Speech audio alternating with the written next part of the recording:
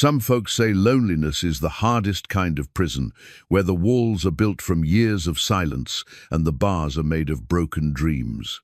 For 23 long years, Ezekiel Boone had served his sentence in the Colorado mountains, speaking only to the wind and finding comfort in the company of bears and mountain cats.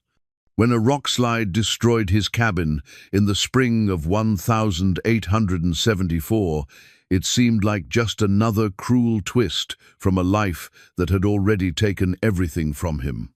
But sometimes, when we think we've lost it all, that's exactly when life decides to give us something worth living for. In the dusty streets of Willow Flats, this broken man would meet a homeless woman named Clara, cast aside by the world, just like him. In a single afternoon that would change everything, he would offer her his name and his heart. But when desperate men learn about the gold hidden in Ezekiel's mountain refuge, would their newfound love be strong enough to survive the violent storm heading their way? Before we jump back in, tell us where you're tuning in from. And if this story touches you, make sure you're subscribed, because tomorrow I've saved something extra special for you. The morning sun cast long shadows across the rubble, where Ezekiel Boone's cabin had stood for 23 years. Massive boulders, some as large as freight wagons, lay scattered like dice thrown by an angry god. His hand-carved walking stick, weathered smooth by decades of use and adorned with animal totems he'd whittled during endless winter nights, stood planted in the dirt beside him as he surveyed the devastation. The walking stick had been his first creation after settling in these high Colorado peaks. Each animal carved into its length told a story: the bear who'd shared his first winter, teaching him which caves stayed warm; the mountain cat, whose amber eyes had watched him from the rocks, showing him patience in hunting; the eagle, whose flight patterns had warned him of approaching storms. Now, as he gripped it with calloused hands, it seemed to pulse with memories of a life that had just ended in thunder and stone. Ezekiel had come to these mountains in 1851, a broken man of 32, running from a war that had taken his wife, his unborn child, and his faith in humanity. The Apache raids in Texas had left nothing but ashes where his small ranch once prospered. Sarah's grave marker, rough-hewn from oak, still stood somewhere in that burnt earth, but Ezekiel couldn't bear to see it again. The mountains had offered silence, solitude, and the kind of peace that only comes from accepting that some wounds never heal, they just become part of who you are. For over 2 decades, he'd built a life from nothing. His cabin had been snug and practical, chinked with mud and moss, with a stone fireplace that drew clean, and shelves lined with preserved meat, dried herbs, and the simple tools of survival. He'd learned to read weather in the behavior of chipmunks, to find water by watching how trees grew, to predict harsh winters by the thickness of squirrel coats. The mountains had been harsh teachers, but fair ones. They asked only that he respect their power and learn their lessons. His beard, now more silver than brown, reached nearly to his chest. His hair, pulled back with a strip of leather, showed the same weathered grey. Deep lines mapped his face furrows, earned from squinting into mountain sun and wind, from years of careful listening to the sounds that meant survival. His hands, broad and scarred, could set a trap in darkness, start a fire in rain, or carve beauty from wood with equal skill. The rockslide had come in the dark hours before dawn, preceded by the kind of deep mountain grumble that every creature understood as a warning. Ezekiel had rolled from his bed and rushed outside, just as the mountainside let go. 20 minutes of thunder and dust, and when it settled, his entire world lay buried beneath tons of granite and pine. Standing in the aftermath, breathing air still thick with rock dust, he faced a truth that cut deeper than the loss of his cabin. At 55, he could rebuild. His hands still held their strength, his mind its sharpness, but something inside him had shifted with those falling rocks. The perfect solitude he'd crafted was broken, and perhaps it was meant to be. His provisions were gone, crushed beneath boulders. His tools, his winter stores, his carefully maintained rifle, all lost. What remained were the clothes on his back, his walking stick, and a small leather pouch containing a few gold nuggets he'd picked from streams over the years. Gold meant nothing in the high country, but down in the settlements, it might buy him a new start. The decision to descend felt like surrender, but also like awakening. For the first time in 23 years, Ezekiel Boone pointed his weathered boots downhill and began the journey toward other human beings. Willow flats sprawled in the valley like a collection of children's blocks scattered by careless hands. From the mountain trail, Ezekiel could see the main street bisecting the settlement, lined with the false fronts and weathered boards that marked every frontier town. Smoke rose from a dozen chimneys, and even at this distance, he could hear the sounds that had become foreign to his ears, hammering, shouting, the creak of wagon wheels, the lowing of cattle. The town had grown since his last glimpse of it decades ago. What had once been little more than a trading post and a few scattered buildings now boasted a proper main street with boardwalks, a church steeple rising above the other structures, and the unmistakable bulk of a hotel. Progress had found its way into this remote valley, bringing with it all the complications that civilization carried in its wake. As he walked down the final switchbacks of the mountain trail, Ezekiel felt eyes upon him. Word traveled fast in small towns, and a stranger descending from the high country would be noticed, discussed, and judged before he reached the outskirts. He straightened his shoulders and gripped his walking stick firmer. Whatever came next, he would meet it with the dignity that the mountains had taught him. The first building he encountered was Murphy's Saloon, a two-story structure with a wide porch and windows that had actually been glazed with real glass, a luxury in these parts.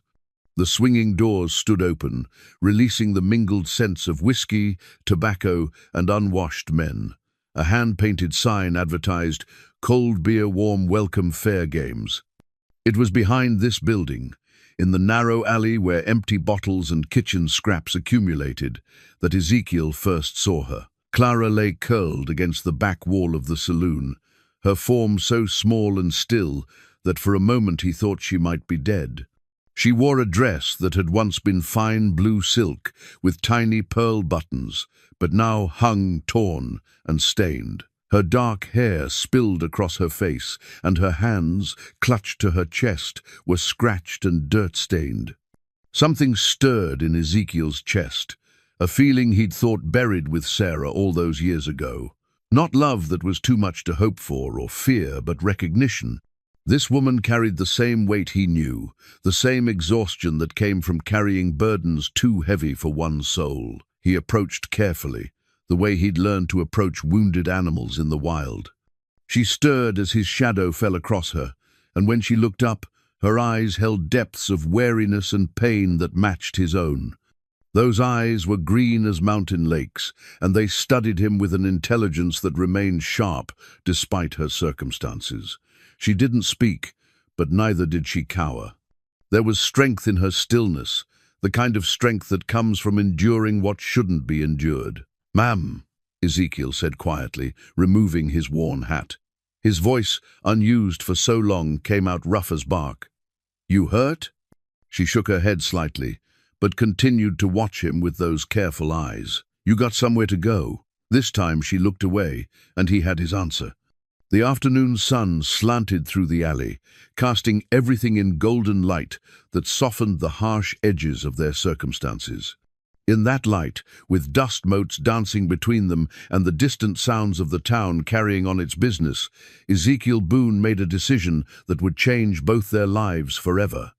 He'd spent 23 years learning that sometimes the hardest thing about being alone isn't the silence, it's the knowledge that no one would miss you if you disappeared. Looking at this woman, seeing his own isolation reflected in her careful distance, he understood that fate had brought them both to this alley for a reason. "My name's Ezekiel Boone," he said, settling his hat back on his graying head, "and I think we might be able to help each other." Clara's theatrical costume, once a vibrant blue that had caught stage lights and audience eyes, now hung on her frame like a reminder of dreams that had soured into nightmares. The silk, torn at the shoulder and stained with dust from the alley, still held traces of its former beauty, tiny pearl buttons that caught the afternoon light, delicate embroidery along the bodice that spoke of better days and distant stages. She studied this mountain man with eyes that had learned to read people quickly and accurately. 2 years of traveling with Hartwell's dramatic company had taught her that survival often depended on understanding a person's character in the first few moments of meeting them. This Ezekiel Boone carried himself differently than the men who usually found women in back alleys. His approach held respect, caution, and something else, a recognition that stirred something long dormant in her chest. "Clara Whitmore," she said, her voice carrying traces of education and refinement that years of hardship couldn't quite erase. "Though, I suppose that name doesn't carry much weight anymore." Ezekiel settled himself against the opposite wall of the alley, careful to maintain distance that wouldn't seem threatening. His movements held the fluid economy of someone accustomed to living in spaces where careless motion could mean death. "Names have the weight we give them," he said. "What happened to yours?" The question was asked gently, without the prurient curiosity she'd grown accustomed to from townspeople who whispered about the fallen actress sleeping behind the saloon. There was something in his weathered face that invited honesty.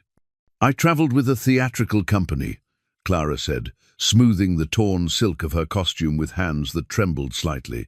"We performed Shakespeare, contemporary dramas, musical reviews. I played Juliet in Denver, Portia in Salt Lake City. For 2 years, I thought I'd found my calling. What changed?" Clara's laugh held no humor. Mr. Hartwell's interpretation of what an actress owed her manager grew beyond what any decent woman could accept. "When I refused his advances, he convinced the others that I was stealing from the company funds. They left me here 3 days ago with nothing but what I wore on stage." Ezekiel's jaw tightened. In the mountains, he'd seen the casual cruelty that stronger creatures inflicted on weaker ones, but there was something particularly ugly about humans who used their power to destroy rather than protect. "You got family somewhere?" "I was raised in an orphanage in Boston. No family, no connections, no place to return to." Clara met his eyes directly. "I understand the position I'm in, Mr. Boone. I know what options are typically offered to women in my circumstances. If you're here to make such an offer, you should know that I'd rather starve." "I'm not," Ezekiel said quietly. His respect for her dignity, even in these circumstances, showed in every line of his weathered face. "But I might have something different to propose." He told her then about the destroyed cabin, about his 23 years in the mountains, about the strange circumstances that had brought them both to this alley on this particular afternoon. As he spoke, Clara found herself studying not just his words, but the man himself, the careful way he chose his phrases, the respect he showed for her situation, the complete absence of the predatory calculation she'd learned to fear in men's eyes. "I need to start over," Ezekiel said. "Build a new life somewhere, somehow. You need safety, protection, a chance to rebuild your own life. There might be a way we could help each other." "What are you suggesting?" Ezekiel took a deep breath. "Marriage. A practical arrangement. Not—" He paused, choosing his words carefully. "Not romantic. A partnership. You'd have a name, protection, respectability. I'd have someone who understands that starting over takes courage and that some wounds take time to heal." Clara stared at him, searching his face for deception, for the catch that always came with offers that seemed too good to be true. "You don't know me. I could be everything they accuse me of. I could be a thief, a liar, worse." "Could be," Ezekiel agreed. "But you're not. 23 years of reading sign has taught me to recognize prey and predator, honest folk and deceivers. You're hurt, you're scared, and you're proud, but you're honest. And what do you get from this arrangement?" "Company," Ezekiel said simply. Someone to talk to, who understands what it means to lose everything and have to build again. Someone who won't expect me to be anything other than what I am. The afternoon shadows lengthened as Clara considered his proposal. It was mad, impractical, and completely contrary to every sensible approach to marriage she'd ever been taught. It was also the first offer of genuine help she'd received since her world fell apart 3 days ago. "If I agreed," she said carefully, "what would be expected of me?" "Respect," Ezekiel said. "Honesty. Help in building whatever comes next for both of us. Nothing more, unless you chose to offer it. And if I wanted to leave, you could, anytime. I won't hold you against your will." Clara studied his face one more time, looking for the lie that would make this too good to be true. She found none. What she found instead was something she hadn't seen in a very long time, a man whose word could be trusted. "Mr. Boone," she said, straightening her shoulders and lifting her chin with a dignity that her circumstances couldn't diminish, "I accept your proposal." Within an hour, they stood before Justice of the Peace Thomas Henderson in his cramped office above the general store. Henderson, a practical man who'd seen enough frontier hardship to understand unconventional solutions to difficult problems, asked no questions about the hasty marriage or the bride's theatrical costume. He simply performed the brief ceremony, accepted Ezekiel's gold nugget as payment, and wished them both good fortune. Mrs. Ezekiel Boone walked down Main Street beside her new husband as the sun set behind the mountains, drawing curious stares and whispered conversations from the townspeople. She held her head high, her torn costume somehow transformed into a badge of survival rather than shame. But as they passed Murphy's saloon, a man stepped out of the shadows near the hitching post. Jake Morrison was tall and broad, with the kind of face that promised violence and delivered on its promises. His eyes, small and dark, fixed on Ezekiel with predatory interest. "Well, well," Morrison said, loud enough for half the street to hear. "Looks like our mountain hermit has come down to find himself a bride. Heard tell you've got some interesting claims up in them high peaks, Boone. Might be we should talk about that sometime." Ezekiel's grip tightened on his walking stick, but his voice remained level. "Don't believe we've been introduced. Jake Morrison, I make it my business to know about opportunities in this territory." Morrison's smile held no warmth. "Especially opportunities involving gold." The word gold seemed to hang in the evening air like smoke. Clara felt the shift in the attention around them, conversations pausing, eyes turning their direction, interest sharpening to something dangerous. "Come along, Clara," Ezekiel said quietly, taking her arm. "We should find some supper." As they walked away, Clara could feel Morrison's eyes following them. She'd learned to recognize dangerous men during her time with the theatrical company, and Jake Morrison was dangerous in ways that went far beyond simple violence. He was the kind of man who would take whatever he wanted and destroy anyone who stood in his way. "Who was that?" she asked quietly. "Trouble," Ezekiel replied. "The kind that follows rumors of easy money." Clara looked back once and saw Morrison still watching them, his expression calculating. She'd married this stranger to escape one kind of danger, but she was beginning to understand that she might have walked directly into another. The difference was that this time she wouldn't face it alone.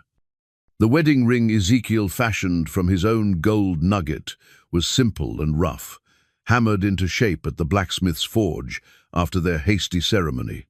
The metal held the warm color of mountain streams and sunset light, and as he slipped it onto Clara's finger by lamplight in their rented hotel room, it seemed to carry the weight of promises neither fully understood yet.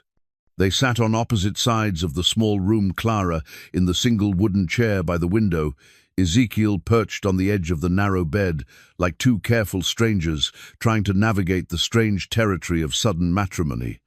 The silence between them wasn't uncomfortable, but it was profound, filled with all the things they didn't know about each other and weren't sure they should ask.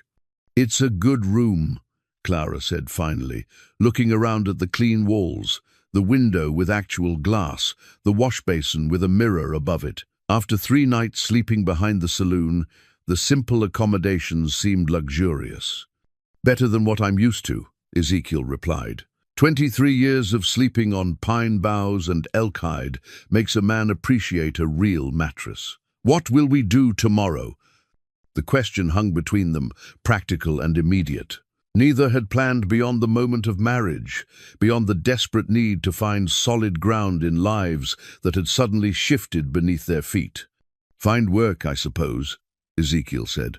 I can hunt, trap, guide folks into the mountains. Not sure what call there is for that in town, but I'll learn. I can read and write well, keep accounts, teach children. Clara twisted the rough ring on her finger. Though I suspect my reputation may precede me. Then we'll make a new reputation, Ezekiel said with quiet determination. Together. The next morning brought their first test.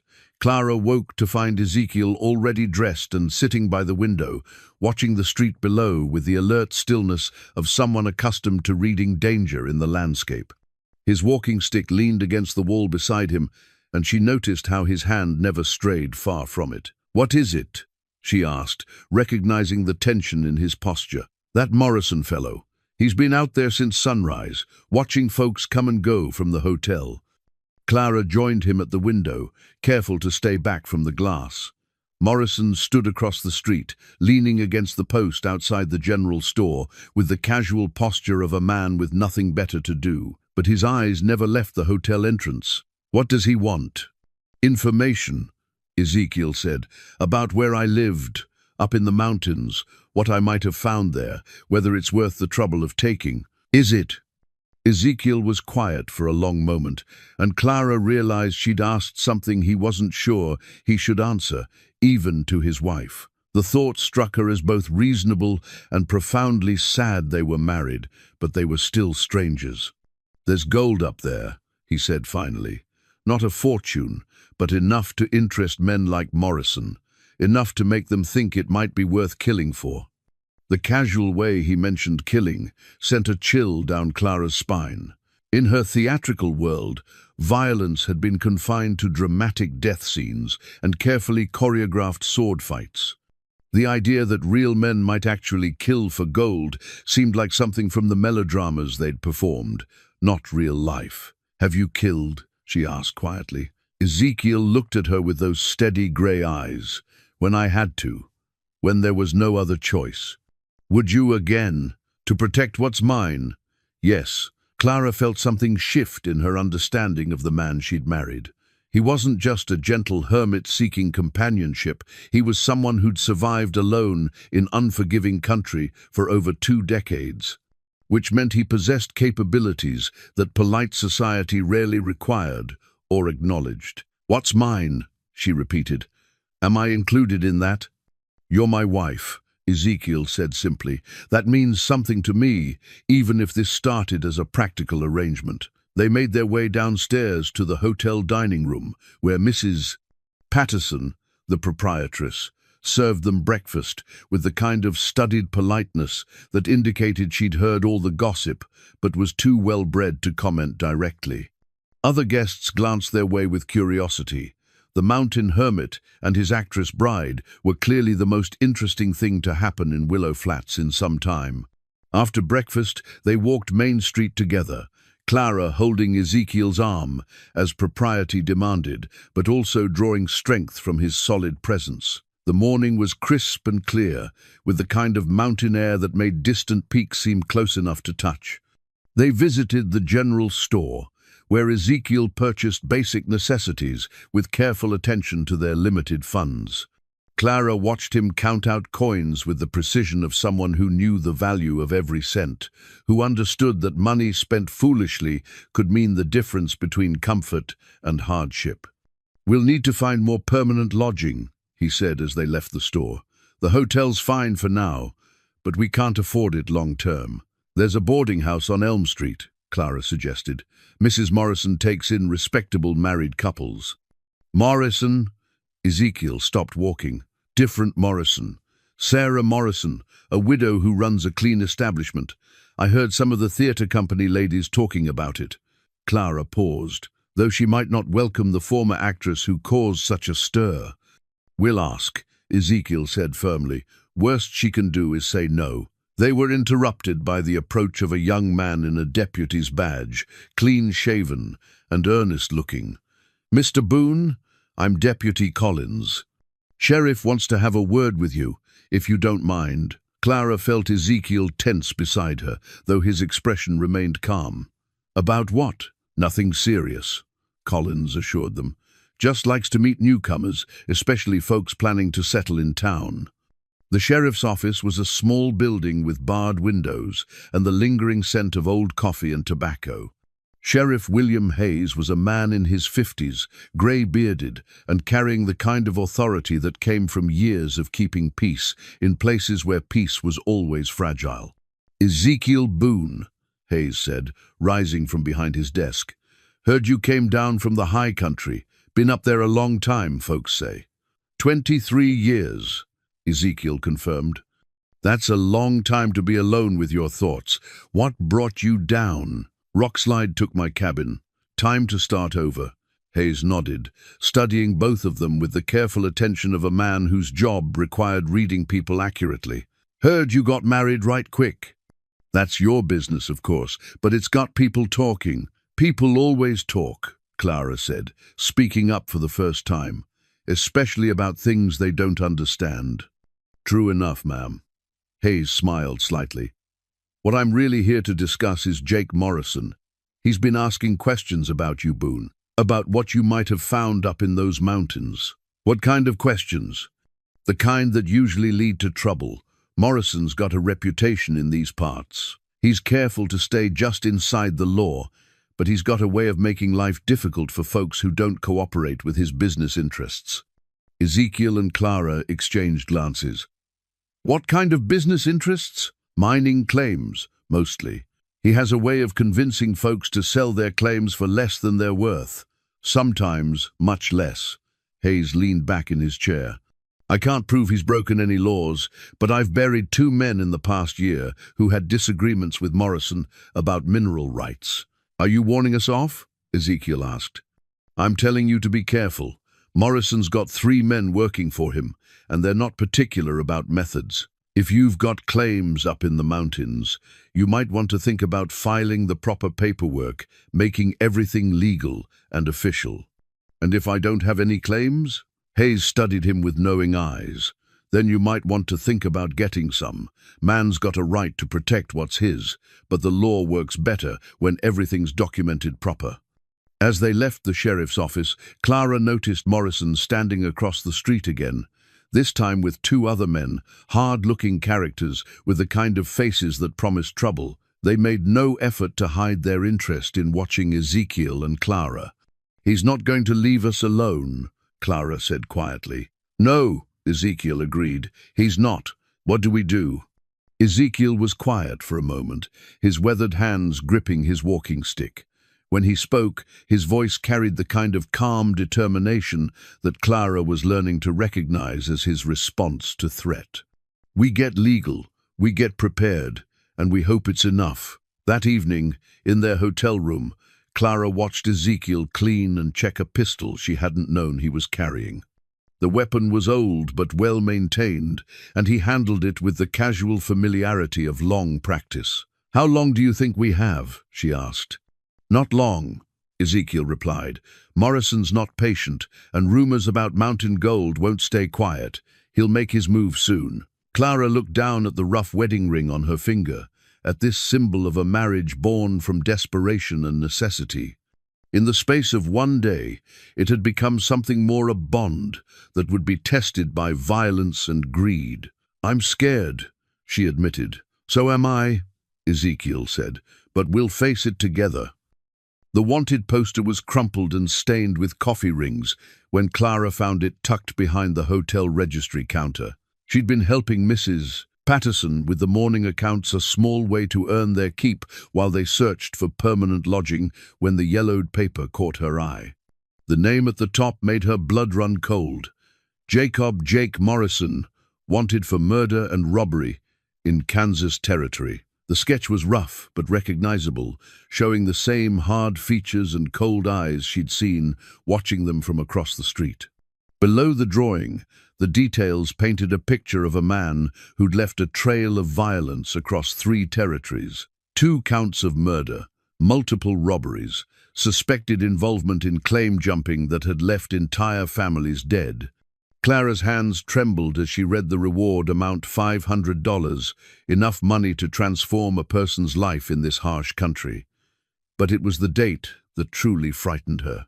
The poster was only 6 months old, which meant Morrison's crimes were recent, his violence fresh and immediate. "Mrs. Patterson," Clara said carefully, "how long has Mr. Morrison been in Willow Flats?" The older woman looked up from her ledger, her face creased with concern. "About 8 months now.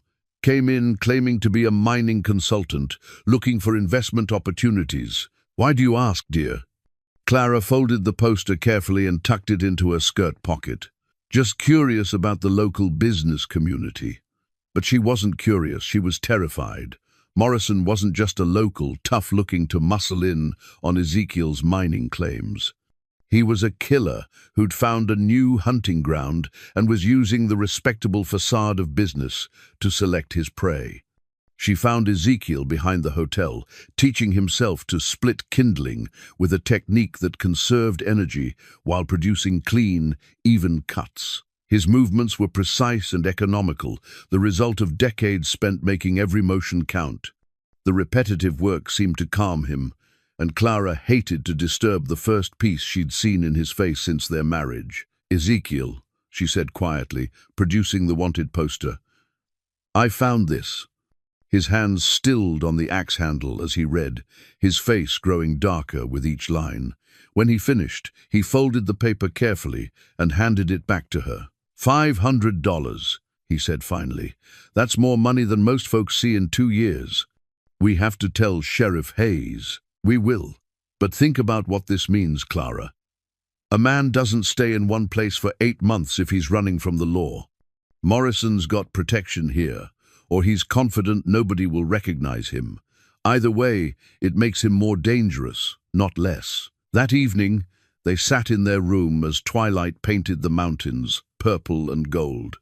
Clara had taken to mending her torn costume, not because she intended to perform again, but because the familiar motions of needle and thread soothed her nerves. Ezekiel sat by the window, ever watchful, his weathered hands working a piece of wood with his knife, another animal totem for his walking stick. "Tell me about your theater company," he said suddenly. "What was it like, traveling and performing?" Clara looked up from her sewing, surprised by the personal question.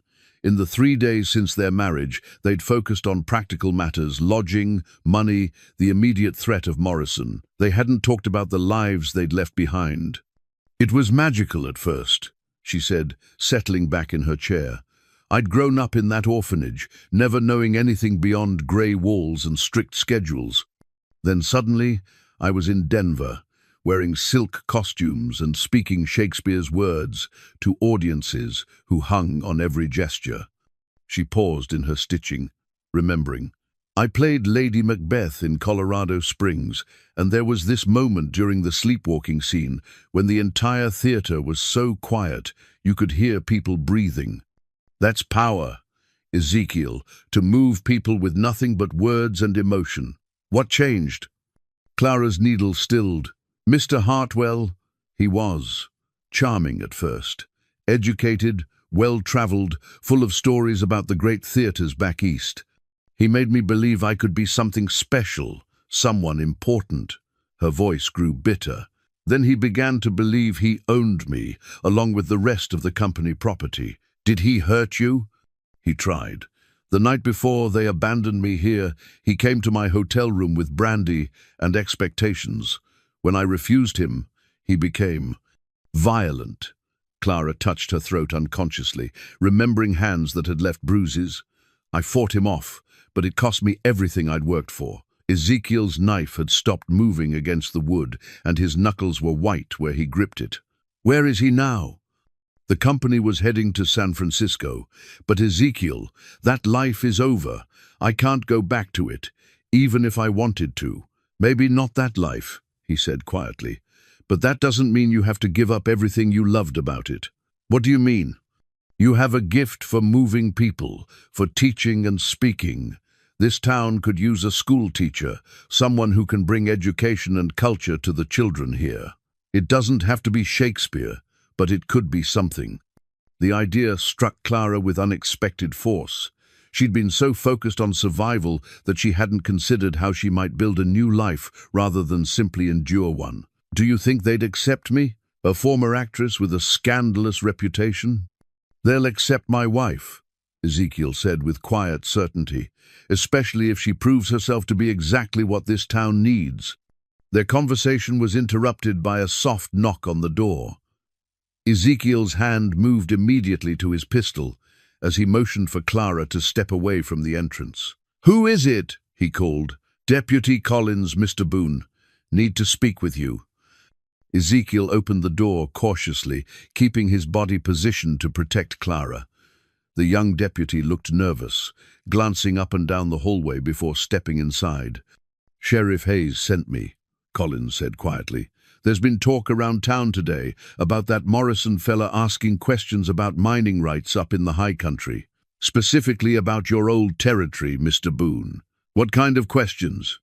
"Legal questions about what happens to claims when a man abandons them, how long before they revert to open territory. He's been talking to the assay office, the land claims recorder, even the territorial representative."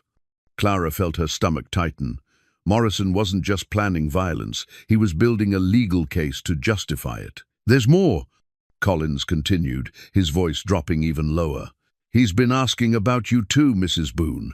About the theater company that left you here, about where they were headed." "Why would that matter to him?" Clara asked, though a cold dread was already forming in her chest. "Don't know, ma'am. But he seemed real interested in the details. Asked if anyone knew how to contact them, if they left any forwarding information." Ezekiel and Clara exchanged glances.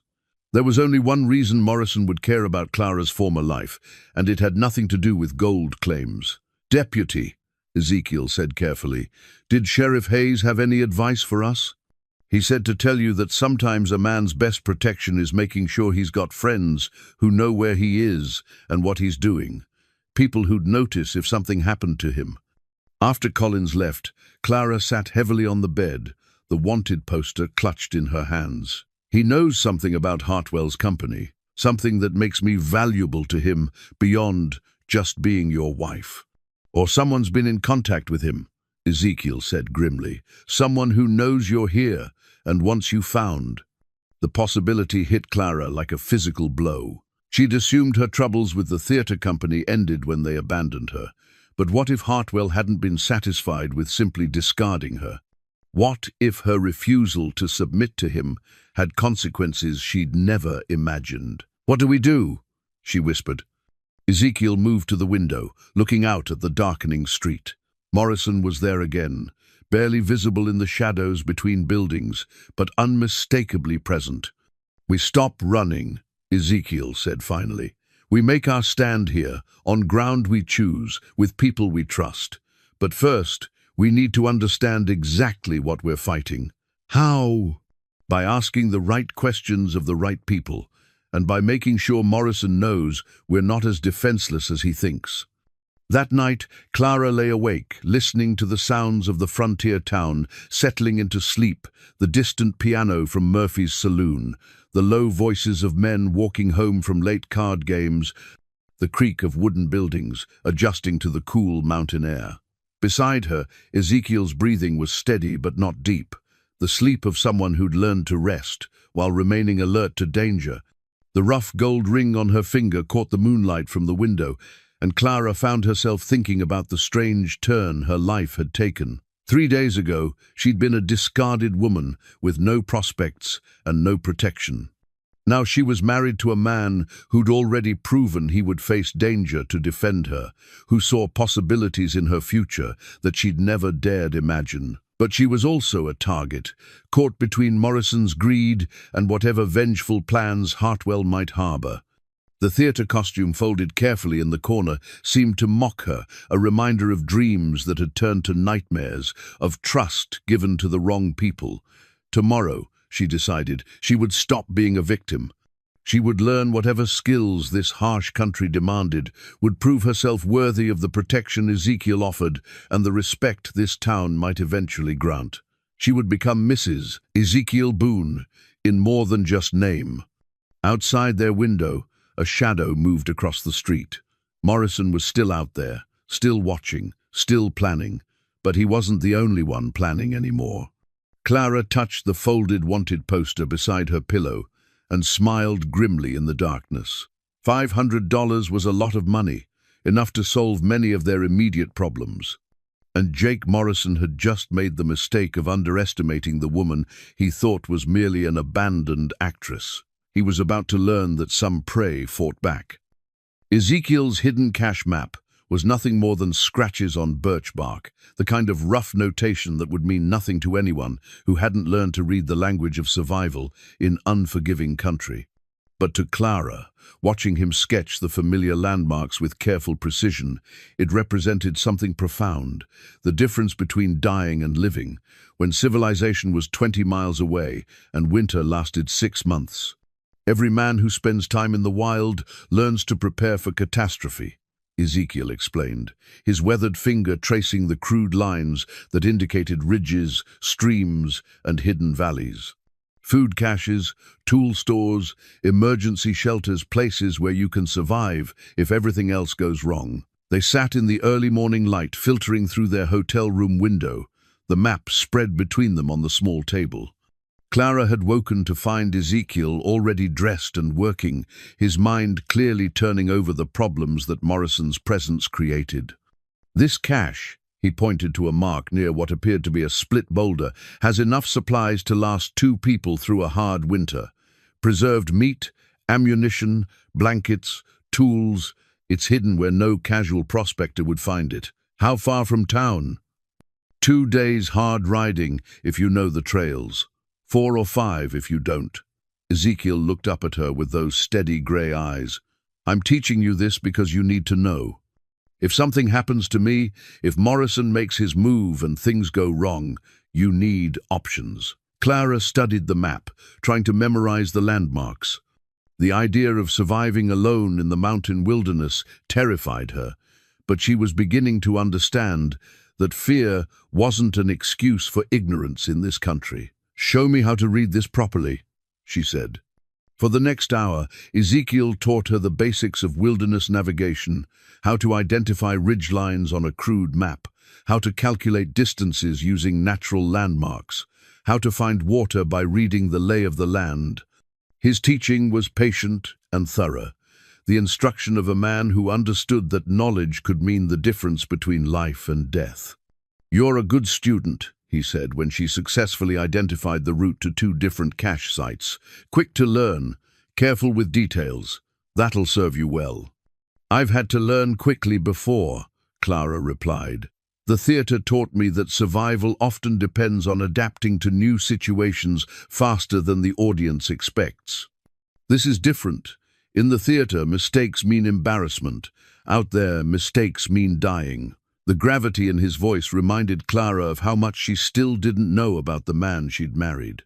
His casual competence with survival skills spoke of experiences that went far beyond simply living alone in the mountains. How did you learn all this? She asked. Before you came to Colorado, I mean. Ezekiel was quiet for a long moment, rolling the birchbark map carefully. The war, he said finally. Both sides used scouts who could live off the land, move without being detected, survive behind enemy lines. I was good at it. The Mexican War? That and after. There was fighting along the frontier that never made the newspapers. Apache raids, territorial disputes, the kind of conflicts where men disappeared and were never spoken of again. His voice carried old pain, carefully controlled. I did things I'm not proud of, learned skills I'd rather not have needed.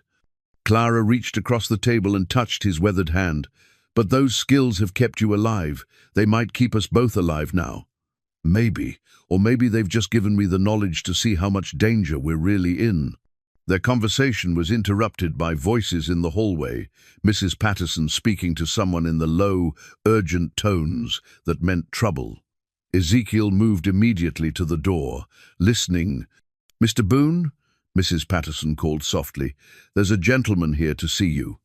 Ezekiel opened the door to find a well-dressed stranger in the hallway, a man in his 40s, wearing a fine wool suit and carrying himself with the confidence of someone accustomed to being obeyed. Behind him stood two of Morrison's men, their presence making it clear this wasn't a social call. "Mr. Boone," the stranger said with a slight bow, "my name is William Hartwell. I believe you're married to someone who once worked for me." Clara's blood turned to ice water. The nightmare she'd hoped was over had followed her to Willow Flats, and it was worse than she'd imagined. "Clara," Hartwell continued, his voice carrying the cultured tones she remembered too well, "I've come to discuss your breach of contract with the Hartwell Dramatic Company. There are legal matters to resolve and financial obligations to settle." Ezekiel stepped protectively in front of Clara, his hand moving instinctively toward his pistol. "My wife doesn't have any obligations to you." "Ah, but she does," Hartwell said with a cold smile. "She signed a 5-year exclusive contract with my company, agreeing to perform only for me and to repay all investments made in her training and costumes. When she abandoned the company, she broke that contract. The penalty is quite severe." "She didn't abandon anything," Ezekiel said, his voice dangerously quiet. "You threw her out for refusing your advances." Hartwell's laugh was cultured and completely without humor. "My dear mountain man, I'm afraid you've been told a rather romanticized version of events. Clara was dismissed for theft and immoral conduct. The local authorities have been quite understanding about my need to recover stolen property and collect debts." Clara found her voice at last. "I never stole anything from you, and you know it. Don't you?" Hartwell produced a leather satchel from his coat. This contained several pieces of jewelry and costume pieces that belonged to the company, along with nearly $200 in cash. "It was found in your hotel room in Willow Flats after you disappeared." The lie was so smooth, so completely prepared, that Clara realized Hartwell had been planning this confrontation for weeks. He'd had time to prepare false evidence, to bribe the right officials, to construct a legal framework that would give him everything he wanted. "That's impossible," Clara said. "I never had any company property, and I certainly never had $200. "Nevertheless, the evidence exists," Hartwell said. "The local sheriff is quite concerned about harboring fugitives. I believe a proper search of your current accommodations would resolve any questions about your guilt." Ezekiel's hand had moved to rest on his pistol grip, and Clara could see the careful calculation in his eyes. He was measuring distances, counting opponents, calculating odds. "What do you want?" Ezekiel asked. "Justice," Hartwell replied. "Clara will return with me to face charges for her crimes. The stolen property will be recovered, and the matter will be resolved according to law. And if we refuse, then I'll be forced to involve the territorial marshal. I understand there's already some question about your own legal status, Mr. Boone. Something about mining claims and possible conflicts with established interests." The threat was clear. Hartwell and Morrison were working together, combining their separate grievances into a coordinated attack that would destroy both Clara and Ezekiel. "I need time to consider your offer," Ezekiel said carefully. "Of course. 24 hours should be sufficient. I'll be staying at the hotel, and my associates will be keeping watch to ensure there are no misunderstandings about Clara's current status." After Hartwell and his escorts left, Clara collapsed into the chair by the window, her entire body shaking. The theatrical costume that had once represented her dreams now seemed like evidence of crimes she'd never committed, proof of a guilt that existed only in Hartwell's twisted imagination. "He planned this," she whispered. "Everything, Morrison. The timing, the legal framework. He's been planning it since the night I refused him." "How much of what he said was true?" Ezekiel asked gently.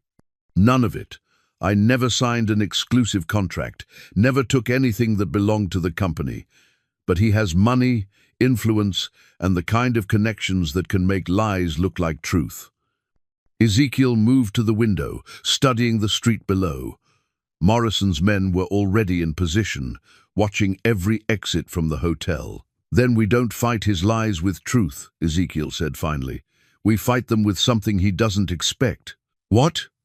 "We disappear. Tonight, before his 24 hours are up, we take what we can carry and head for the mountains." Clara looked at the rough map still lying on the table, at the careful marks indicating survival caches hidden in wilderness that seemed impossibly vast and dangerous. "Can we make it?"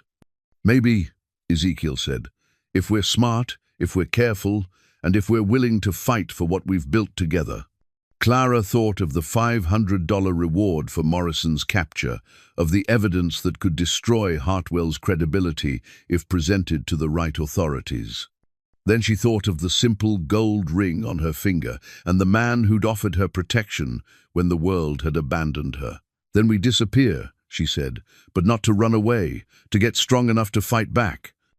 Clara's hidden knife was nothing remarkable, a small, sharp blade with a worn wooden handle that she'd carried since her first days with the theater company. She'd acquired it from a costume mistress in Denver who'd told her that a woman traveling alone needed more protection than stage makeup and pretty speeches could provide. Now, sitting in their hotel room as evening shadows gathered, Clara drew the knife from its hiding place, sewn into her skirt, and placed it on the table beside Ezekiel's map. "I'm not as helpless as Hartwell thinks," she said quietly. "I've had to defend myself before." Ezekiel examined the blade with the careful attention of someone who understood weapons. It was well maintained, despite its humble appearance, sharp enough to be dangerous in skilled hands. "Good," he said simply. "You'll need it where we're going." For the past hour, they'd been preparing for their escape from Willow Flats. Ezekiel had spent the afternoon discreetly purchasing supplies, ammunition, dried food, warm clothing, while Clara had used her theatrical skills to gather information. The combination of feminine curiosity and careful eavesdropping had revealed more about Hartwell's plans than any direct confrontation could have achieved. "Mrs. Patterson overheard Hartwell talking to Morrison," Clara reported. "They're planning to search our room tomorrow morning, and they expect to find the stolen property that will justify arresting me. But Hartwell made a mistake. He mentioned that the jewelry was hidden in a music box that belonged to the company." "What's significant about that?" "I never owned a music box, never even touched one during my time with the company. It's a detail that proves the evidence was planted, but only if someone knows to look for it." Ezekiel nodded approvingly. "You're learning to think like a survivor instead of a victim. That's good. You'll need that mindset in the mountains." Clara had been dreading the discussion of what their escape would actually entail. The cache map showed a journey through country that would test every skill she'd never learned, every instinct she'd never developed. But as Ezekiel began explaining their route, she realized he wasn't planning to simply hide in the wilderness. "We'll take the North Trail out of town," he said, tracing the path with his finger. "It's the hardest route, which means they won't expect it. Most folks heading into the high country take the easier southern pass, but that's where they'll look for us first." "How long before we reach the first cache?" "2 days, if the weather holds. 3 if we run into early snow." Ezekiel looked up at her with those steady grey eyes. "It won't be easy, Clara. Mountain travel is hard on people who grew up in cities. You'll be cold, tired, hungry, and scared. There'll be times when you want to give up. And if I do, then we both die," he said matter-of-factly, "because I won't leave you, and you can't survive alone up there." The brutal honesty of it struck Clara with unexpected force. This wasn't a romantic adventure where love conquered all obstacles. It was a desperate gamble where failure meant death for both of them. "Tell me what I need to know," she said. For the next 2 hours, Ezekiel taught her the basics of mountain survival: how to layer clothing for warmth without restricting movement, how to read weather signs in cloud formations and wind patterns, how to walk silently on different types of terrain, how to find shelter, start fires, and conserve energy during long, difficult travel. Clara absorbed the lessons with the focused intensity she'd once brought to memorizing scripts. The difference was that forgetting a line meant embarrassment. Forgetting these lessons could mean freezing to death in a Colorado blizzard. The most important thing, Ezekiel said as they prepared to leave, is understanding that the mountains don't care about your problems. They don't care if you're tired, scared, or hurt. They'll kill you just as easily as they'll shelter you, and the difference often comes down to making smart decisions when you're too exhausted to think clearly. How do you do that? Practice, repetition, learning to trust your training even when your mind is telling you to panic. He paused, studying her face in the lamplight, and having someone you trust to help make those decisions when you can't. Clara felt something shift in her understanding of their relationship. They'd married as strangers seeking mutual protection, but they were heading into circumstances that would require absolute trust. Life and death decisions made in moments of crisis, with no time for doubt or second-guessing. "I trust you," she said simply. "Good, because what we're about to do will test that trust in ways neither of us can predict." They left Willow Flats in the dark hours before dawn, when the guards Morrison had posted were least alert, and the town was deeply asleep. Clara wore the warmest clothes they'd been able to acquire, wool pants, leather boots, and a heavy coat that had once belonged to a prospector's widow. Her theatrical costume, carefully folded, was packed in her saddlebags as evidence of the lies they'd eventually expose. Ezekiel led them through back alleys and side streets, moving with the silent confidence of someone who'd learned to travel unseen. They reached the stable where he'd arranged to purchase 2 horses, sturdy mountain animals that might not be fast, but could handle the brutal terrain ahead. As they rode out of town, Clara looked back once at the hotel where they'd spent their first days as husband and wife. Morrison's men were already stirring, preparing for the day when they'd discover their quarry had vanished into the high country. "Any regrets?" Ezekiel asked quietly. Clara thought about the question seriously. 3 days ago, she'd been sleeping behind a saloon with no prospects and no protection. Now she was riding into some of the most dangerous country in the territory, pursued by men who wanted to destroy her. But she was no longer alone, no longer helpless, and no longer content to simply endure whatever fate others chose for her. "None," she said. "Whatever happens next, it's our choice."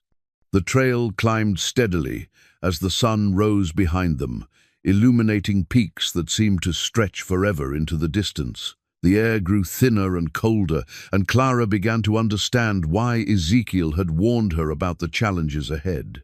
This wasn't the gentle countryside of her childhood stories. This was a landscape that demanded everything from those who dared to enter it.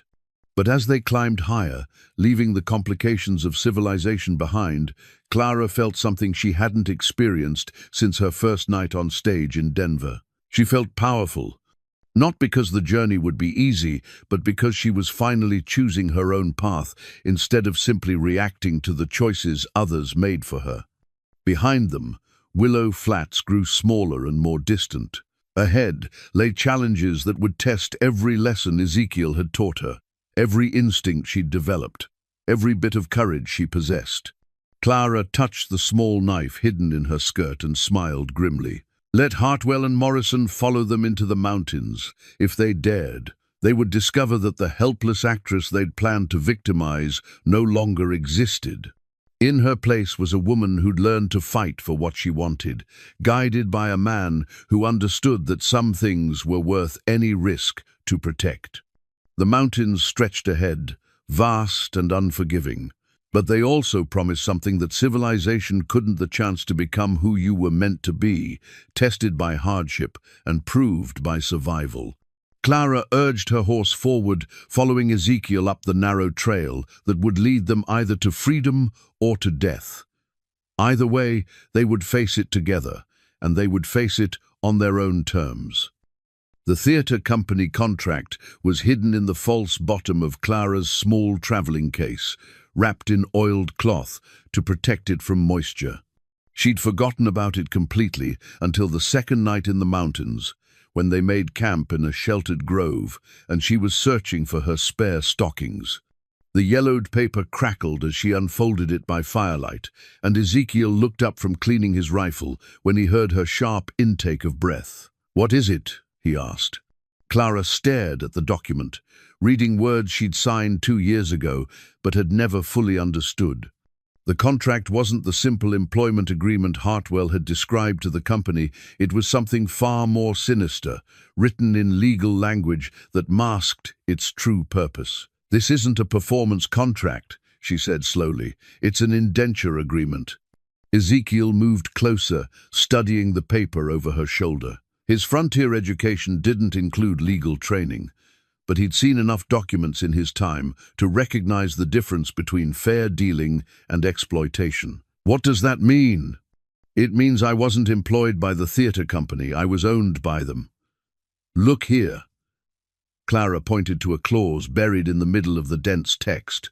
"I agreed to perform exclusively for the company for 5 years, with all earnings to be applied against the debt for my training, costumes, and room and board. But the debt calculation is entirely at Hartwell's discretion." Meaning he could keep me bound to the company forever by simply claiming I owed more than I earned, and this clause here, she indicated another section.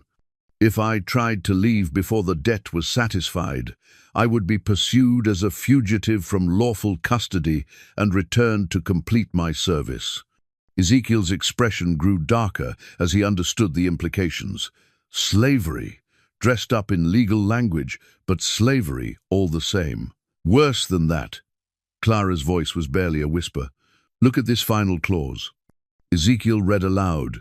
"In the event of marriage or other change in status that would interfere with performance obligations, the contract holder maintains the right to collect the full debt immediately or to pursue recovery of the contracted individual through all legal means."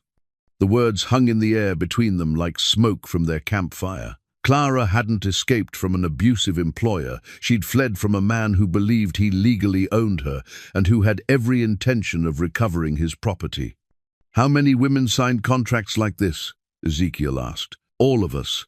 Every actress, every singer, every woman who worked for the company." "Hartwell made it sound like protection," he said. "It guaranteed us steady work and prevented other companies from stealing us away." Clara laughed bitterly. "We thought we were joining a theatrical family. We didn't realize we were signing ourselves into bondage." "And the other women? What happened to them?" Clara was quiet for a long moment, remembering conversations that had seemed innocent at the time, but now took on ominous meaning. "Some disappeared between cities. Hartwell always said they'd found better opportunities, or gotten married, or decided to return home. But now, I wonder if they tried to leave and were dragged back, or killed." The possibility hit Clara like a physical blow. She thought of young Mary Sullivan, who'd talked about escaping to California, and pretty Elizabeth Chen, who'd mentioned a sweetheart in San Francisco. Both had vanished between performances, their belongings cleared out, and their names never mentioned again. "He's not just pursuing me for revenge," Clara realized. "He's pursuing me because I'm valuable property that tried to run away, and now that I'm married, he can claim my husband as a co-conspirator in theft." Ezekiel stared into the fire, his weathered face reflecting the gravity of their situation. "This changes everything. We're not just running from a spurned man seeking revenge, we're running from someone with legal documents that give him the right to pursue us anywhere in the territory. The marriage doesn't protect me? Not if he can prove the contract supersedes it. And with Morrison's connections, he might be able to buy the kind of legal support that would make his case stick in territorial court." Clara folded the contract carefully, her hands shaking. She'd thought marriage to Ezekiel had given her freedom, but instead it had only painted a target on both of them. Her attempt to escape bondage had condemned the man who tried to help her. "I should leave," she said quietly. "Tonight, while you're sleeping. Head west toward California and hope they follow me instead of staying to torment you." "No," Ezekiel's voice carried absolute finality. "We made vows, Clara. Maybe they started as practical arrangements, but they've become something more. I won't abandon you to face this alone." Even though I've destroyed your life? Even though you could have lived peacefully in the mountains if you'd never met me?" Ezekiel looked at her across the firelight, and Clara saw something in his eyes that made her breath catch. It wasn't just determination or duty, it was the beginning of something deeper, something that might someday grow into love. "My life was already destroyed," he said. "I was just too stubborn to admit it. 23 years of hiding in the mountains because I couldn't face the pain of losing everything I cared about. You didn't destroy my life, Clara. You gave me a reason to build a new one. But Hartwell can go to hell." Ezekiel's voice carried the kind of controlled anger that Clara was learning to recognize as truly dangerous. "I've spent too many years running from fights that mattered. I won't run from this one. What can we do? He has the law on his side, money to buy support, and men willing to kill for him." Ezekiel was quiet for several minutes, staring into the flames as if seeking answers in their dancing light. When he spoke, his voice carried the calm certainty of a man who'd made a decision. "We fight back, but not the way he expects." "What do you mean?" "Hartwell's strength comes from operating within the system, using legal documents, buying officials, making his crimes look respectable. But out here, in the mountains, those advantages don't matter. Out here, survival depends on different skills." Clara felt a chill that had nothing to do with the mountain air. "You're talking about killing him." "I'm talking about protecting my wife from a man who believes he owns her. If that leads to killing, then so be it." The finality in his voice told Clara that this wasn't bluster or empty threat. It was a promise. Ezekiel Boone had decided that some things were worth killing for, and she was one of them. "There's something else," Clara said, producing another paper from her case. "I found this with the contract." The second document was a list of names women who'd worked for the company over the past 5 years, with notations beside each name. Some were marked completed service, others reassigned, and a disturbing number were marked defaulted. Elizabeth Chen defaulted, Mary Sullivan defaulted, Sarah Martinez defaulted. Clara's voice grew quieter as she read. "Ezekiel, I think these women didn't disappear. I think they were killed for trying to escape." "How many?" 14 women over 5 years, all marked as defaulted. Clara looked up at him with horror in her green eyes. "I'm not the first woman to run from Hartwell's company. I'm just the first one who survived long enough to find protection." Ezekiel reached across the fire and took her hand, his calloused fingers warm against her cold skin. "Then we make sure you're also the last one he ever pursues." "How?" "By making him pay for every crime he's committed, not just against you, but against all of them." Ezekiel's expression was grim but determined. "We're going to destroy William Hartwell, Clara, completely and permanently. The law won't help those dead women, but justice might." Clara stared into the fire, thinking about Elizabeth's bright laughter and Mary's dreams of California, thinking about 14 women who'd tried to escape and paid with their lives, thinking about the contract that had made her a slave without her knowledge, and the man who'd used legal language to hide his crimes. "What do you need me to do?" she asked. "Be strong, be smart, and be ready to fight for more than just our own lives." The wind picked up, sending sparks from their fire dancing into the dark mountain sky. Somewhere behind them, Hartwell and Morrison were planning their pursuit, confident that they were hunting a frightened woman and an aging hermit. They were about to discover they'd been wrong about both. The military compass was brass and silver, worn smooth by decades of use and carefully maintained despite its age. Ezekiel had carried it through battles that never made the history books, across territories that existed only on government maps, marked Indian country and unsurveyed. When Clara found it wrapped in oiled leather at the bottom of his pack, she understood that her husband possessed secrets as carefully guarded as her own. "You were more than just a scout," she said, holding the compass up to catch the morning light. The inscription on the back read, "Captain E. Boone, 3rd Colorado Volunteers, Shiloh 1862. Ezekiel looked up from where he was studying their backtrail, checking for signs of pursuit. 3 days in the mountains had taught Clara to read the subtle signs of tension in his weathered face, and she could see that he'd been expecting this conversation. "I was a lot of things during the war," he said quietly. "Most of them I'd rather forget." "Captain Boone," Clara repeated. "Not just a scout, an officer, someone who led men into battle.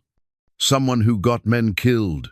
The pain in his voice was old but still sharp. "Someone who followed orders that shouldn't have been given and made decisions that still wake me up at night." Clara set the compass down carefully between them.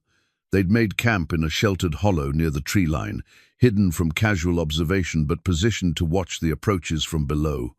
Ezekiel had chosen the spot with the kind of tactical thinking that spoke of military training far beyond basic scouting. "Tell me," she said simply. For a long moment, Ezekiel was silent, his grey eyes focused on distant peaks that held memories too painful to examine directly. When he spoke, his voice carried the weight of confession. "I led a company of volunteers in the early years of the war, men from Colorado Territory who believed they were fighting for union and freedom. Good men, most of them.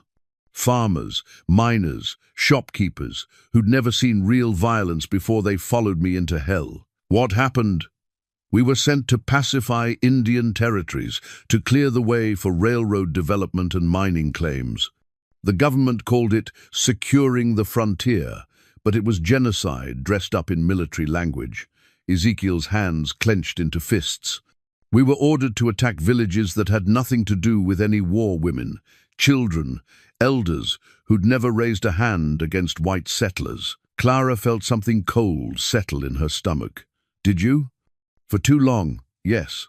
I told myself I was following orders, protecting my men, serving a greater cause. But the truth was simpler. I was a coward who couldn't face the consequences of refusing illegal commands." "What changed?" "Sand Creek," Ezekiel said, and his voice carried such pain that Clara instinctively reached for his hand. "November 1864. Colonel Chivington ordered us to attack a peaceful Cheyenne village under a flag of truce. 700 soldiers against maybe 200 natives, most of them women and children." Clara waited, understanding that this was a story that had to be told completely or not at all. "I refused the order, drew my pistol on Chivington himself, and told my men we were withdrawing. Half of them followed me, the half that still had souls left to save. The other half stayed and participated in the massacre." "What happened to you?" "Court-martial, stripped of rank.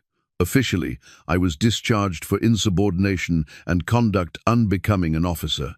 Unofficially, I was marked as a traitor by men who believed that following illegal orders was patriotism." Clara studied the compass again, understanding now why Ezekiel had carried it through 23 years of mountain exile. It wasn't just a navigation tool, it was a reminder of the moment when he'd chosen conscience over career, justice over convenience. "The men who followed you out, what happened to them?" "Some were killed by Chivington's supporters, others disappeared into the territories. A few made it home to face the shame of being branded as deserters." Ezekiel's voice grew quieter. "I led them into disgrace, Clara. Good men who trusted me, and I destroyed their lives by asking them to choose between duty and decency. You saved their souls, maybe, but I couldn't save their reputations, their families, their futures. That's the burden of command. You're responsible not just for the decisions you make, but for all the consequences that follow." Clara began to understand why Ezekiel had retreated to the mountains, why 23 years of solitude had seemed preferable to facing the complexities of human society. He'd learned that doing the right thing could destroy everything you cared about, and that knowledge had made him cautious about caring for anything again. "Is that why you hesitated to help me?" she asked. "Because you were afraid of the consequences?"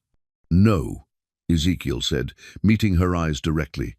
"I hesitated because I was afraid I'd fail you the way I failed my men, that my protection would bring you more harm than safety. And now I understand that some fights choose you, whether you're ready or not. Hartwell and Morrison aren't going to stop because we run far enough or hide well enough. They're going to keep coming until someone stops them permanently. Clara felt something shift in the air between them, a crystallization of purpose that had been building since they'd fled Willow Flats. This was no longer about escape, it was about taking a stand. "What's the plan?" Ezekiel pulled out a crude map he'd been working on, marking the positions and movements of their pursuers based on signs he'd read in their back trail. "They're following us, but they're not mountain men. Morrison knows prospecting, but he doesn't know wilderness survival. Hartwell's completely out of his element. They're making mistakes, traveling too fast, leaving obvious sign, burning fires too large." "How many men?" "6, maybe 7. Morrison, Hartwell, and at least 4 others. Enough to be dangerous in a straight fight, but too many to move quietly through country like this." Clara studied the map, applying the navigation lessons Ezekiel had taught her. "They're pushing hard to catch us before we reach the high country. Because they know that once we get into the really rough terrain, their numbers won't matter. Up there, it's individual skill that counts, not how many guns you can bring. So we lead them higher? We lead them into a trap." Ezekiel's finger traced a route that wound through increasingly difficult terrain toward a narrow canyon marked with careful detail. "This is Dead Man's Gap, a box canyon with only one way in or out. The walls are too steep to climb, the passage too narrow for horses. If we can get them inside, we can pick them off one by one, or force them to surrender and face trial for their crimes." Clara looked at him with surprise. "You'd give them that choice?" "I'm not a killer, Clara. I never was, even during the war. I'm a soldier who understands that sometimes violence is the only language that evil men understand. But I'd rather see justice than revenge. Even after what they've done, even knowing about those 14 women?" Ezekiel's expression hardened, especially because of those women. They deserve justice, not just vengeance. "If we can capture Hartwell alive, we can force him to reveal where the bodies are buried, give those families closure. And if he won't surrender, then we do what's necessary to protect ourselves and prevent him from hurting anyone else." Clara felt the weight of the small knife hidden in her skirt, thinking about the skills she'd need to survive the confrontation ahead. 3 days of mountain travel had already changed her. Her hands were harder, her reflexes sharper, her endurance greater than she'd thought possible. But what they were planning would test more than physical capabilities. "Teach me to shoot," she said. "Clara, you said yourself that we're outnumbered. If this goes wrong, if you're injured or killed, I need to be able to defend myself." She met his gaze steadily. "And if we capture them, someone needs to guard the prisoners while the other person goes for help." Ezekiel considered this, then nodded slowly. "All right, but understand shooting at targets is different from shooting at people. The moment you point a gun at another human being, everything changes." "I understand." "No, you don't. Not yet. But you will." They spent the afternoon on weapons training, Clara learning to handle Ezekiel's spare pistol with the same focused intensity she'd once brought to memorizing scripts. The weapon was heavier than she'd expected, the recoil more jarring, the responsibility more sobering. "Remember," Ezekiel said as she practiced loading and reloading, "a gun is only useful if you're prepared to use it. If you draw that weapon, it means you've decided that killing is preferable to whatever alternative you're facing. Have you made that decision?" "About Hartwell and Morrison?" "Yes." "About their men?" Ezekiel paused. "That depends on the choices they make when the moment comes." As evening approached, they broke camp and began the final phase of their journey toward Dead Man's Gap. Behind them, their pursuers were pushing hard through country that grew more treacherous with every mile. Ahead lay the confrontation that would determine not just their own survival, but the fate of everyone who'd ever fallen victim to men like Hartwell and Morrison. Clara rode beside her husband through the gathering darkness, the compass secured in her pack and the pistol holstered at her side. 3 days ago, she'd been a frightened woman, fleeing from dangers she didn't understand. Now she was a partner in a plan that would either bring justice to those who deserved it or get them both killed in the attempt. The difference was that now she was choosing her fate instead of simply enduring it. Whatever came next, she would face it as Mrs. Ezekiel Boone, not the victim she'd once been, but the woman she'd decided to become. The mountains stretched ahead, dark and unforgiving under a sky brilliant with stars. Somewhere in that darkness, evil men were pursuing them with greed and violence in their hearts. They were about to discover that some prey had learned to hunt back. The general store's bell sat silent in the pre-dawn darkness of Dead Man's Gap, its iron form barely visible against the canyon walls that rose like cathedral spires on either side of the narrow passage. Ezekiel had positioned it carefully during the night, rigging a tripwire across the canyon entrance that would ring a clear warning when their pursuers finally arrived.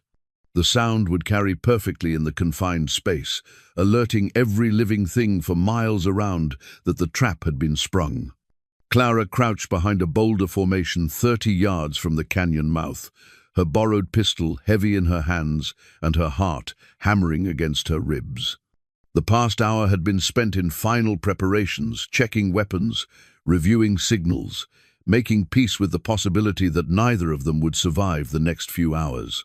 "Remember," Ezekiel had whispered as they took their positions, "the first shot is the most important. After that, everything becomes chaos. Stay calm, stay hidden, and don't expose yourself trying to be heroic." Now, as the eastern sky began to pale with approaching dawn, Clara could hear the distant sound of horses picking their way carefully up the treacherous trail that led to the canyon. Hartwell and Morrison had pushed their men hard through the night, driven by the certainty that their quarry was finally trapped. The bell rang once, sharp and clear in the mountain air.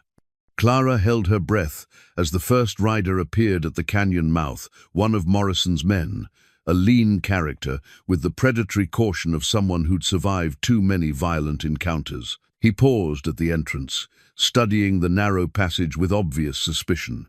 "Don't like it, Mr. Morrison," the man called back to the others. "This here's a box canyon, only one way out. That's exactly why they chose it," Morrison's voice replied from further down the trail. "They're hoping we'll be too scared to follow. Keep moving, Jenkins." The first rider urged his horse forward, and Clara watched as 5 more men followed him into the canyon. Morrison came third in line, his bulk unmistakable even in the dim morning light. Behind him rode Hartwell, elegant even in trail clothes, and 2 more hired guns who scanned the canyon walls with professional wariness. 7 men total, more than Ezekiel had estimated, but not enough to change their plans significantly. Clara forced herself to breathe slowly, fighting the urge to act before the signal came. The riders had progressed perhaps 50 yards into the canyon when Ezekiel's rifle cracked from his position high on the northern wall.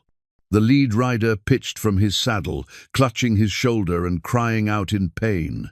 His horse reared and bolted back toward the others, creating immediate confusion in the narrow space. "Ambush!" Morrison bellowed, drawing his pistol and scanning the canyon walls. "Take cover!" But there was precious little cover in the barren canyon floor, and Ezekiel had chosen his position well. His second shot took another of Morrison's men in the leg, sending him tumbling from his horse to sprawl in the dust. Clara waited for her signal, a specific whistle that would tell her to begin shooting. The plan called for Ezekiel to thin their numbers first, using his superior marksmanship and elevated position to maximum advantage. Only when the survivors tried to retreat would Clara reveal her position and cut off their escape. "There!" Hartwell pointed toward Ezekiel's muzzle flash. "On the north rim." Morrison's remaining men began returning fire, their bullets chipping stone and whining off the canyon walls. But they were shooting at shadows and echoes, while Ezekiel had a clear view of their positions. His third shot was aimed at Morrison himself, but the big man's horse chose that moment to rear, and the bullet passed harmlessly overhead. Morrison rolled from his saddle and pressed himself against the canyon wall, using a fallen boulder for partial protection. "Boone!" Morrison shouted. "We just want to talk. There's no need for killing." Ezekiel's answering shot sent rock chips flying inches from Morrison's head, making his opinion of negotiation quite clear. "He's got the high ground," one of Morrison's men said, his voice carrying clearly in the confined space. "We can't reach him from here." "Note, then we go back and find another way around," Hartwell said, his cultured voice tight with frustration and fear. "There is no other way around," Morrison replied grimly. "This is the only trail to the high country for 20 miles in either direction." "Then what do you suggest?" "We rush him, all at once, from different angles. He can't shoot all of us." Clara heard the desperation in Morrison's voice and knew that the moment for her part in the plan was approaching. The whistle came a few seconds later, 3 short, sharp notes that cut through the morning air like birdsong. She rose from behind her boulder and fired at the nearest horse, not aiming to kill but to create more chaos and prevent any organized retreat. The animal screamed and fell, trapping its rider beneath its bulk and blocking the narrow canyon passage. "Behind us!" one of Morrison's men shouted. "They got us surrounded." Now the canyon became a killing ground, with Clara's position preventing retreat, while Ezekiel's elevation made advance impossible. The surviving members of Morrison's gang found themselves caught in a crossfire with nowhere to run.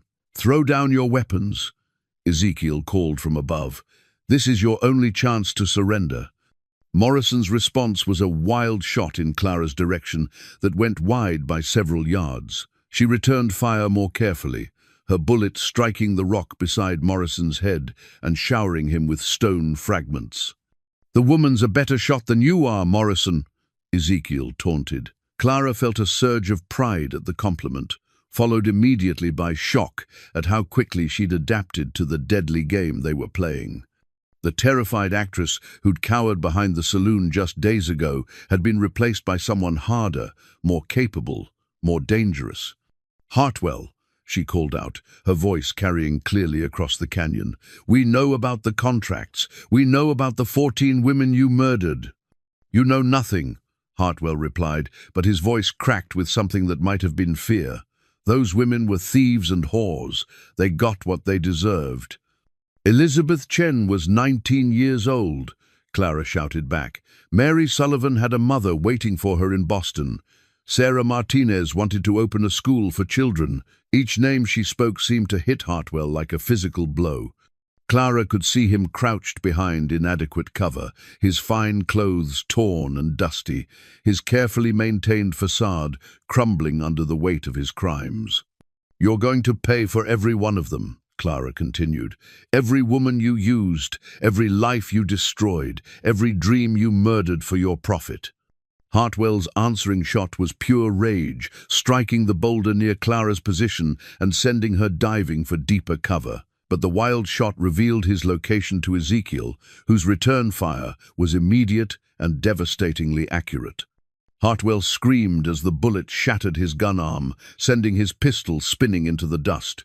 He fell backward, clutching his wounded limb and cursing with language that would have shocked his theatrical audiences. "Surrender," Ezekiel called again. "You're outnumbered and outgunned." But Morrison wasn't finished. Clara watched in horror as he pulled a second pistol and began advancing on her position, using the canyon wall for partial cover and firing as he moved. The theater manager's whip had followed Clara across 3 territories and through 2 years of nightmares. Hartwell carried it as a symbol of his authority over the women in his company, claiming it was a stage prop from their production of Uncle Tom's Cabin. But Clara had seen him use it for real, had watched him leave welts on the backs of actresses who displeased him, had felt it sting herself the night she refused his advances. Now, as Morrison advanced on her position with deadly intent, she saw Hartwell struggling to reach the coiled leather weapon with his good arm. Even wounded and trapped, he was planning to reclaim his property, using the same tool that had terrorized so many women before her. "Clara!" Ezekiel's voice rang out from above. "Morrison's coming, get ready." But Clara was already moving, abandoning her position behind the boulder as Morrison's bullets chipped away at her cover. She rolled to new shelter just as the big man reached her former location, his face twisted with rage and determination. "There you are, you theatrical whore," Morrison snarled, swinging his pistol toward her new position. "Should have stayed in that alley where you belonged." Clara's return shot was instinctive, aimed more by desperation than skill. But desperation proved accurate. Her bullet took Morrison in the shoulder, spinning him around and sending his own shot wild. He stumbled but didn't fall, cursing viciously as he fought to maintain his grip on his weapon. "Lucky shot," he gasped, blood spreading across his shirt. "Let's see you do it again." But before he could bring his gun to bear, Ezekiel's rifle spoke from the canyon rim. Morrison jerked once and toppled backward, a red stain blooming across his chest. He hit the ground hard and lay still, his eyes staring sightlessly at the morning sky. "Morrison," one of his surviving men called out. "Boss, you all right?" There was no answer because Morrison was beyond answering anything. Clara stared at his motionless form, feeling a complex mixture of relief, revulsion, and grim satisfaction. The man who'd terrorized Willow Flats was dead, and she'd played a part in bringing him down. "Two left," Ezekiel called from above, not counting Hartwell. Clara could see the remaining gunmen conferring frantically behind their inadequate cover. One was wounded, clutching a blood-soaked arm, while the other kept glancing between Morrison's body and the canyon entrance that was still blocked by the fallen horse. "We surrender," the wounded man finally called out. "Don't shoot no more, we're done." "Throw out your weapons," Ezekiel commanded. "All of them. Then step into the open with your hands up." Two pistols and a rifle clattered onto the canyon floor as the survivors emerged from cover, their hands raised high and their faces pale with fear and defeat. "Please, mister," the wounded man said, looking up toward Ezekiel's position. "We was just hired help. We didn't know about no murdered women." "You knew Morrison was wanted for murder in Kansas," Clara called out, keeping her pistol trained on them. "You knew he was a killer when you took his money." "Yes, ma'am," the man admitted, "but a man's got to eat, and jobs are scarce in this territory." "Not an excuse for helping him terrorize innocent people," Ezekiel replied, beginning his careful descent from the canyon rim. "But it might be a reason to let you live, if you're willing to testify about what you've seen." Clara kept the two men covered while Ezekiel worked his way down the treacherous rock face. Her attention was focused so completely on the surrendered gunman that she almost missed Hartwell's movement. The theater manager had crawled through the dust and blood to reach his whip, and now he was struggling to his feet with the coiled leather in his good hand. His wounded arm hung useless at his side, but his eyes burned with the same obsessive rage that had driven him across 3 territories. "You destroyed everything," Hartwell screamed at Clara, raising the whip with shaking hands. 2 years of work, thousands of dollars invested, all ruined by your ungrateful defiance." The whip cracked through the air, its tip striking the ground inches from Clara's feet. She stepped backward, raising her pistol, but Hartwell was already drawing back for another strike. "You belong to me," he shrieked, spittle flying from his lips. "The contract was legal. You were my property." "I was never your property," Clara said, her voice steady despite the fear coursing through her veins. "I was a human being who made the mistake of trusting you." "Human beings?" Hartwell laughed, a sound devoid of any sanity. "You're all just meat for the market. Pretty faces to sell tickets and warm beds when the curtain comes down." The whip cracked again, closer this time, the leather tip snapping past Clara's face with vicious accuracy. She could smell Hartwell's sweat and madness, could see the complete breakdown of whatever humanity he'd once possessed. "Elizabeth Chen died, calling for her mother," Clara said, steadying her aim. "Mary Sullivan died praying for forgiveness. Sarah Martinez died begging you to let her see her sister one more time. They died because they tried to steal from me." Hartwell raised the whip for what would be his final strike. "Just like you're trying to steal from me now." "No," Clara said quietly. "They died because they were inconvenient to a monster who thought human beings were merchandise. The whip descended in a vicious arc, aimed at Clara's face, but her finger was already tightening on the trigger. The pistol bucked in her hands, and Hartwell's scream was cut short as the bullet took him in the chest. He toppled backward, the whip falling from nerveless fingers to coil in the dust beside Morrison's body. For a moment, his eyes remained focused on Clara's face, filled with the same possessive rage that had driven him to murder 14 women. Then the light faded from those eyes, and William Hartwell spoke his last words. "You were mine." "No," Clara said to his corpse, "I never was." Ezekiel reached the canyon floor and moved quickly to check the bodies, ensuring that the threat was truly ended. The 2 surviving gunmen remained motionless with their hands raised, wise enough to understand that any sudden movement might earn them a place beside their former employers. "It's over," Ezekiel said, moving to Clara's side and gently taking the smoking pistol from her hands. "They're both dead." Clara stared down at Hartwell's body, feeling empty rather than triumphant. The monster who'd haunted her dreams was gone, but his death couldn't bring back the women he'd murdered or heal the scars he'd left on those who'd survived his cruelty. "What happens now?" she asked.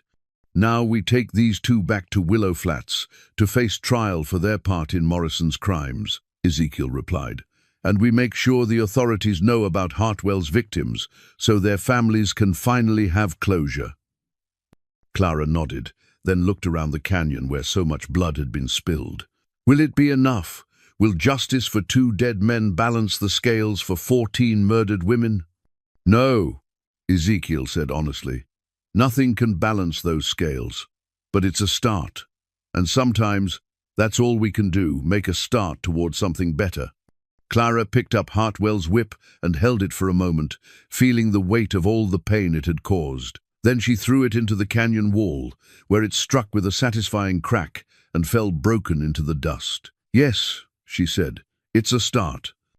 The foundation stones for their new cabin were gifts from the people of Willow Flats, rough granite blocks, quarried by miners who'd worked Morrison's claims, sandstone cut by masons who'd seen their neighbors terrorized, river rock gathered by families who understood that sometimes justice required ordinary people to take extraordinary stands. Each stone carried the weight of gratitude and the promise of new beginnings. Clara knelt beside the foundation, placing the final cornerstone with her own hands, as the autumn sun painted the mountains in shades of gold and crimson. 6 months had passed since the confrontation in Dead Man's Gap, and the scars of that violent day had healed into something stronger than the wounds they'd replaced. "That's the last one," she said, brushing dust from her hands and stepping back to admire their work. The foundation was solid and true, large enough for a home that would shelter a family rather than a single hermit hiding from the world. Ezekiel straightened from where he'd been checking the cornerstone's placement, his weathered face showing satisfaction with their progress. "Good work. Come spring, we'll have the walls raised and the roof on. Be nice to sleep in our own beds again." They'd spent the winter in town, renting rooms above the general store, while Ezekiel worked as a hunting guide, and Clara established herself as Willow Flat's first schoolteacher. The work had been rewarding but temporary. Both of them understood that their future lay in the mountains, in the high country, where they'd learned to trust each other completely. "Mrs. Patterson says the hotel's been busier than ever," Clara observed, settling beside Ezekiel on a fallen log that would eventually become part of their front porch. "Word's getting out about Morrison's hidden gold caches. Prospectors are coming from as far away as Denver. Let them come. The mountains are big enough for everyone who's willing to work honestly for what they find." Ezekiel's voice carried the contentment of a man who'd made peace with his past and found purpose in his present. "Besides, more people means more children who'll need schooling." Clara smiled at the thought. Teaching the children of Willow Flats had awakened something in her that the theatre never had a sense of building something lasting, of shaping minds that would carry her influence into a future she might not live to see. The skills she'd learned on stage had proved invaluable in the classroom, but the satisfaction was deeper, more fundamental. "I received a letter from Elizabeth Chen's mother," Clara said quietly.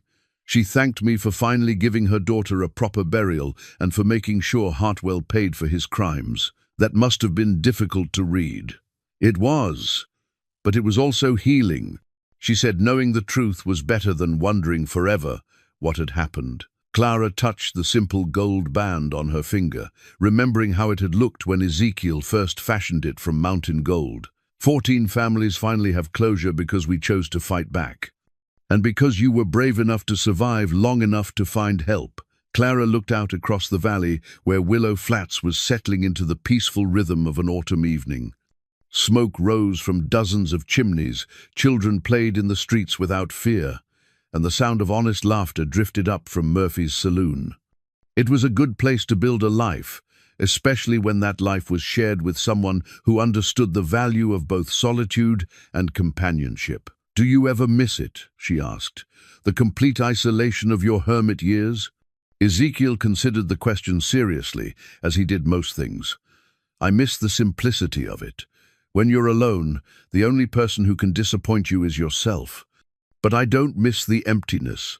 23 years of talking only to myself and the wind that's not living. It's just existing. And this is living? This is living," he confirmed, reaching over to take her hand. "Building something together, protecting something that matters, planning for a future that includes more than just survival." Clara squeezed his calloused fingers, thinking about the journey that had brought them to this moment. A rock slide had destroyed Ezekiel's old life, forcing him down from the mountains into a world that had changed beyond recognition. Hartwell's cruelty had destroyed her illusions about trust and safety, leaving her with nothing but the clothes on her back and the determination to survive. But destruction had led to creation, loss had led to discovery, and 2 broken people had somehow managed to build something whole together. "I've been thinking about names," Clara said, her voice carrying a hint of mischief. "Names for what?" "For the children we'll teach in the school we're planning to build near the cabin, for the horses we'll raise in the pasture behind the house, for the stories we'll tell during the long winter evenings."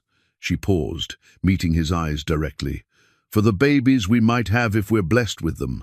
Ezekiel's weathered face broke into a smile that transformed his entire appearance. "You want children? I want a future that includes everything we've been denied: safety, love, family, the chance to build something beautiful instead of just surviving something terrible." Clara leaned against his shoulder, feeling the solid strength that had protected her through their darkest hours. "But only with you, only if you want it too." "I want it," Ezekiel said simply. "All of it. The children, the school, the stories, the long winter evenings, the chance to be more than just 2 people hiding from their past." As the sun set behind the western peaks, they sat together in comfortable silence, watching their foundation stones catch the last light of day. Tomorrow would bring more work: timber to cut, plans to finalize, supplies to gather before winter closed the high passes. But tonight was for reflection, for gratitude, for the quiet satisfaction of survival transformed into hope. The wind carried the scent of pine and wood smoke, of autumn leaves and the promise of snow. Somewhere in the distance, a wolf howled its ancient song to the gathering stars, and Ezekiel howled back, not the lonely call of a hermit seeking only echoes, but the joyful response of a man who'd found his pack at last. Clara laughed at the sound, thinking of how much they'd both changed since that first meeting in the alley behind Murphy's saloon. The frightened actress and the broken hermit were gone, replaced by a woman who could shoot straight when threatened, and a man who'd learned that some solitudes were worth breaking. "What's next?" she asked, as they prepared to walk back to town. "Next, we build," Ezekiel replied, helping her to her feet. "We build a home, a life, a legacy that honors everyone who didn't survive to see their own second chances. Together? Together." They walked down the mountain trail hand in hand, leaving their foundation stones to wait patiently for spring and the walls that would rise from them. Behind them, the high country settled into its ancient stillness, patient and eternal. Ahead lay the warm lights of Willow Flats, where a community had learned that sometimes strangers become family and outcasts become heroes. Clara looked back once at the stone foundation that would become their home, thinking of all the journeys that had led to this moment. The theater costume that had once represented dreams and nightmares was now packed away with other memories, replaced by practical clothes suited to a practical life. The walking stick that had guided Ezekiel through decades of solitude now rested beside their door, ready for new adventures shared rather than endured alone. They had traveled far from where they'd started, not just in miles, but in understanding, in courage, in the capacity to trust and be trusted. The mountains had tested them, the valley had welcomed them, and tomorrow would challenge them to build something lasting from the foundation they'd laid in blood, courage, and unexpected love. It was enough, more than enough. It was everything they'd never dared to hope for when they were still strangers, sharing desperate circumstances in a dusty alley behind a frontier saloon. Some stories end with dramatic flourishes and grand gestures. Others end quietly, with the simple satisfaction of work well done and love well earned. As Clara and Ezekiel walked home through the gathering darkness, they carried with them the certainty that theirs was the second kind of story, the kind that endures long after the telling is done, built on foundation stones strong enough to support whatever comes next.